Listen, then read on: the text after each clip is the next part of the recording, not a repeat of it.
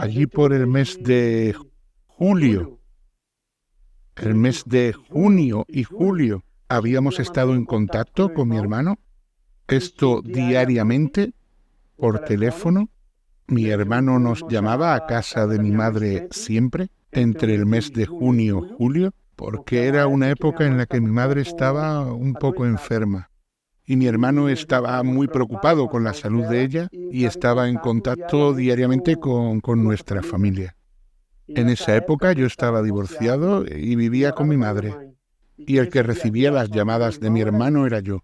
Cada vez que llamaba, yo entraba en contacto con él y hablaba con él antes que mi madre.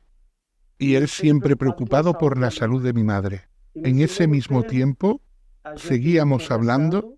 Yo le dije que me iba a volver a vivir nuevamente a España y quería vivir cerca de él, en Madrid, y así poder estar más juntos y podremos estar más unidos para podernos ayudar en Madrid, ya que él estaba viviendo con su mujer y sus 2 hijos y en aquel momento era el único que trabajaba.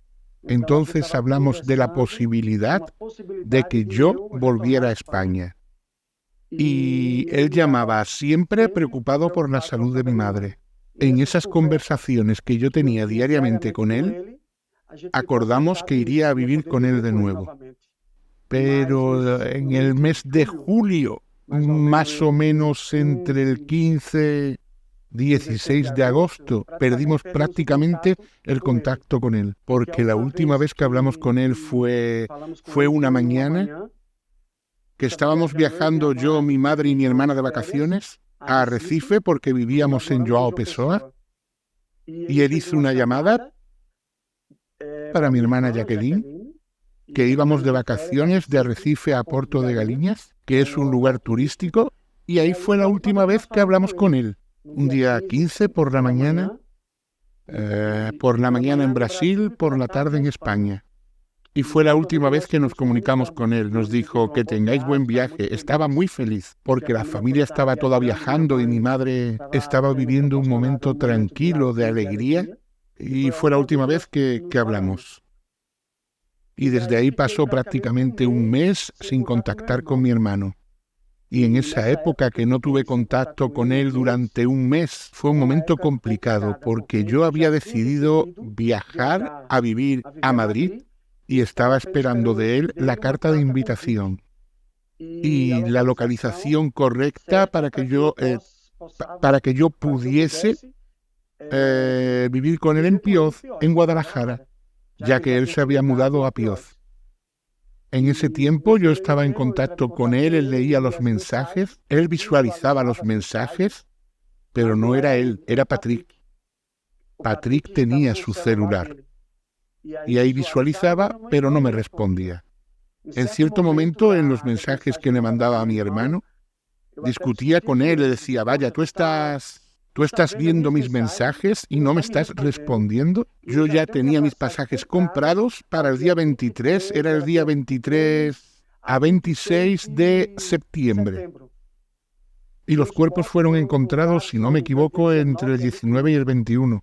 Y el 23 de septiembre se estaba ya aproximando y yo le decía, Marcos, ¿por qué tú visualizas mis mensajes y no me respondes? Ya tengo los pasajes comprados y preciso que me confirmes para que nos veamos y podamos ir a Pioz, a tu casa.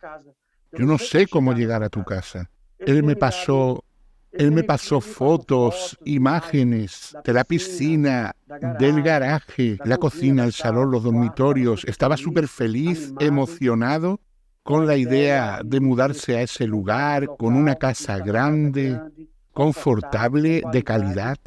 Y estaba muy contento con eso porque sus hijos tenían sitio para correr y saltar. Y ahí él contaba conmigo porque el lugar era un poco caro, con el auto y el valor del alquiler, y ahí contaba con mi presencia y mi ayuda, porque al estar juntos podría controlar mejor en esa situación todos los gastos. Y lamentablemente, una mañana, mi cuñado, ex marido de mi hermana Jacqueline, Me llamó desde su lavacoches. Él me llamó y dijo así: Walfran, ven aquí, que necesito mostrarte una cosa. A mí me extrañó porque estaba muy serio. Eran las 7 de la mañana en Brasil, 6:30 a 7 en Brasil. Era muy temprano y para mí estaba muy serio. Me pareció extraño, aún así pensé que lo que quería era jugar al fútbol, ya que yo había sido jugador de fútbol profesional durante muchos años y pensé que me quería invitar para jugar al fútbol. Pero lamentablemente no fue eso. Cuando llegué allí, él acababa de leer un periódico con las noticias de la ciudad de João Pessoa, con una frase que decía así: familia brasileña asesinada en Madrid. Y allí estaba escrito un matrimonio y 2 niños. Cuando yo leí ese artículo, yo me asusté porque tenía la certeza que era mi hermano. Llevaba un mes sin estar en contacto con él. Y él no era de los que se ausentaban tanto tiempo así. Y habíamos acordado que me mudaría, así que no estaría tanto tiempo así sin comunicarse. Y cuando leí el artículo, automáticamente le dije a mi cuñado en ese momento: es mi hermano el que fue asesinado. Mi cuñado me miró y me dijo: no te preocupes, es otra persona. Y le dije: es mi hermano. Estaba seguro y ahí cogí el coche. En ese momento salí con el periódico en la mano, arranqué el coche y no sé cómo llegué a casa de mi madre. Era 1,5 kilómetros más o menos desde donde yo estaba, pensando en la noticia que escuché, y fui conduciendo llorando dentro del coche, sin entender nada, desesperado, sin saber por qué aquello estaba sucediendo, aun sin tener la certeza de que eran ellos. Algo me decía en el corazón que eran ellos. Yo iba llorando conduciendo el coche hasta la casa de mi madre. Llego a casa de mi madre, aparco el coche, no lo meto en el garaje, lo dejo fuera en la calle y entro llorando y enciendo un ordenador, un notebook, y pongo una frase que dice: familia brasileña asesinada en España. Cuando pongo esa frase, automáticamente ya salen las fotos de la casa de mi hermano. Y cuando vi las fotos de la casa fue cuando tuve la confirmación de que eran ellos. Porque hasta entonces era la sospecha y la idea de que podían ser ellos. En el fondo aún tenía la esperanza de que no fuesen, pero yo sentía en mi corazón que eran ellos. Porque la noticia lo decía claro: matrimonio con 2 hijos. Y ahí yo asocié la ausencia de él, y por la noticia del periódico fui al notebook y puse esa frase: familia brasileña asesinada en España. Fue cuando salió la foto de la casa de mi hermano. Cuando salió la foto de la casa de mi hermano fue la confirmación, y para mí fue una sensación de impotencia, una sensación que no podía controlar, de dolor, de impotencia por no saber qué hacer en ese momento. Y seguí llorando y llorando solo en aquella habitación en la casa de mi madre, mirando aquella imagen en el ordenador. Y estuve 10 o 15 minutos llorando y llorando sin saber lo que hacer.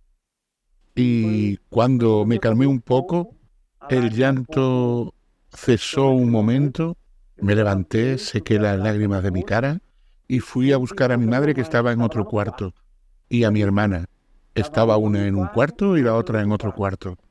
Y ahí fue cuando fui a su encuentro, y cuando salí de la habitación fui a encontrarme con mi madre. Mi hermana salía de su habitación y nos encontramos en el pasillo. Cuando vi a mi madre no pude controlar mis emociones. La abracé y comencé a llorar. Abrazado a ella, llorando y llorando.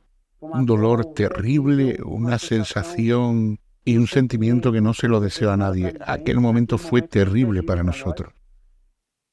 Y abracé a mi madre llorando y me dijo: ¿qué pasa, hijo? ¿Es Marcos? Ella me contestó, me hizo esa pregunta: ¿es Marcos? Y yo le respondí: sí, madre, es Marcos. Y se puso a llorar conmigo. Ella entendió que era algo que le había pasado a mi hermano, por su ausencia, el no estar en contacto con nosotros. Y porque yo tenía reservados los billetes para encontrarme con él el 23 al 26 de septiembre. y se acercaba. Y la noticia de la muerte fue en torno, si no me falla la memoria, fue el día 21. 19-21 de septiembre, si no me falla la memoria. Así que estaba muy cerca mi viaje, ya tenía las maletas listas, ya lo tenía todo organizado para ir a Madrid. Y empezamos a llorar y llorar. Y en ese momento mi hermana Jacqueline salió del cuarto y nos abrazó. Entendió ese sentimiento de dolor que estábamos sintiendo, mi madre y yo llorando, y ahí nos abrazamos los tres en el pasillo de la casa de mi madre, y llorando, llorando, y mi madre preguntó, ¿y sus hijos? ¿Y los niños? Y yo le contesté, ellos también, mamá. Yo le contesté, los niños y Marcos ya no están más aquí. Y fue una desesperación total en mi casa.